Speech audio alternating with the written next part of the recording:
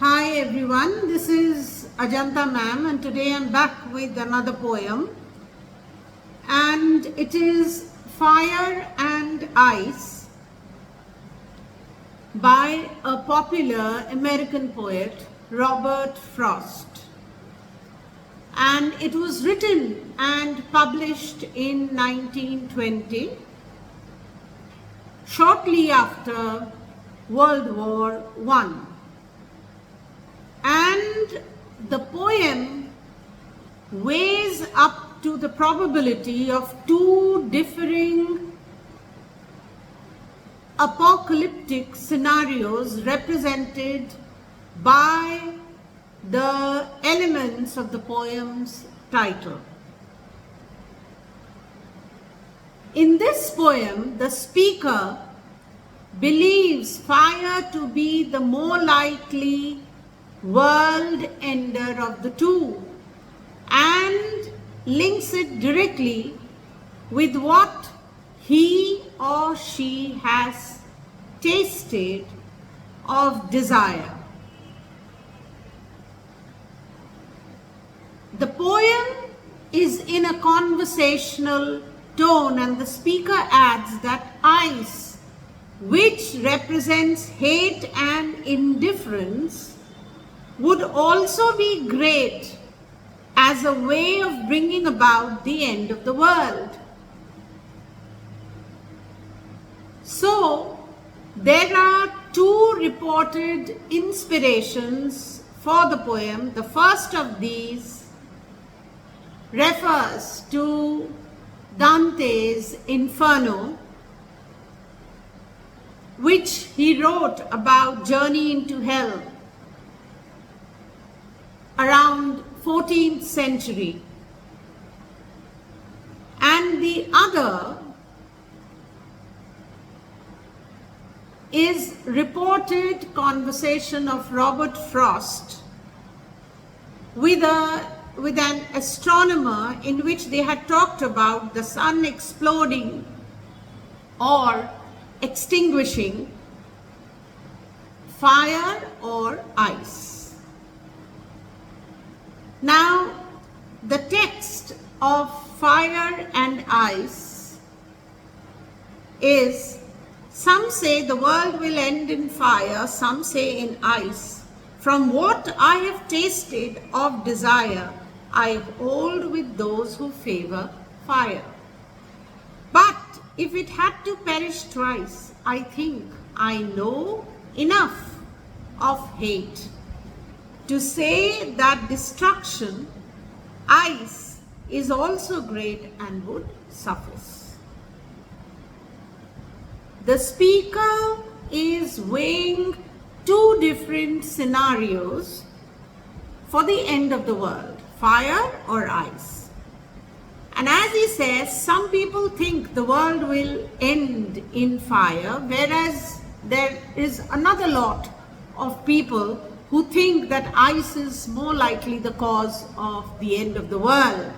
And based on the speaker's experiences with desire,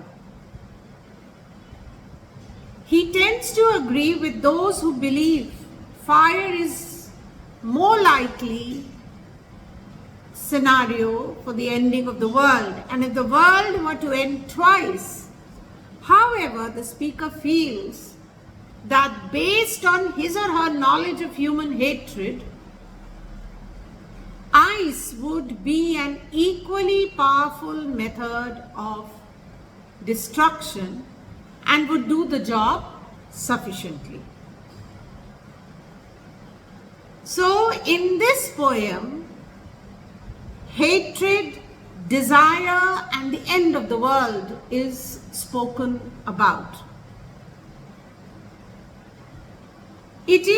The poem is written in a conversational tone, as I said, and it is a rather bleak poem highlighting human beings' talent for self-destruction. The poem's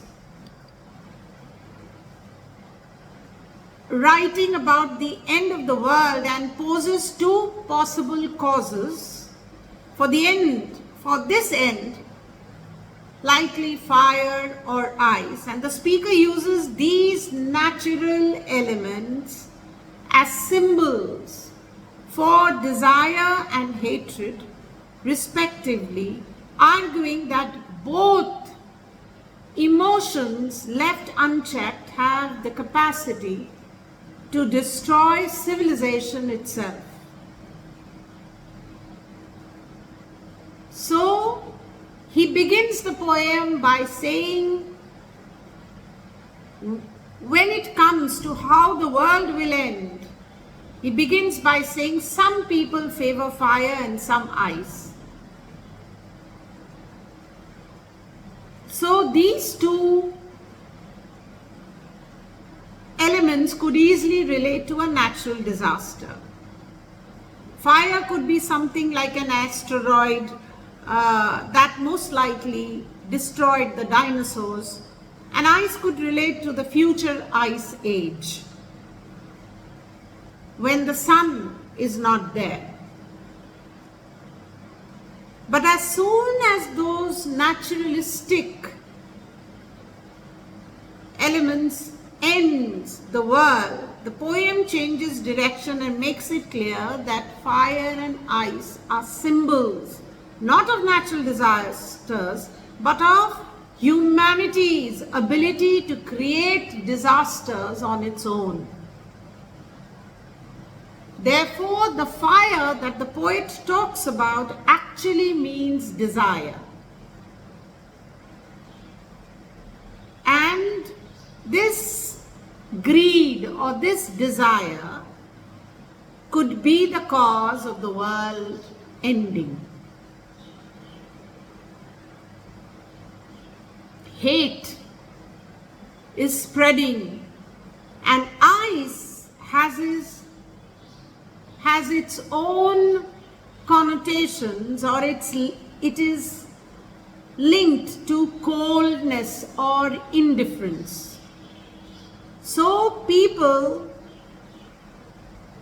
will fail to act as humans. They will become indifferent gradually to each other and therefore bring about their own destruction. And finally, he says, it is important to notice something that isn't in the poem, that any hint of a possibility that humanity won't end the world. So it offers a warning about human nature as to where we are heading. Greed equals to desire, and desire spreads like fire, which will bring about the end. And ice, when humanity fails and becomes indifferent and cold to each other.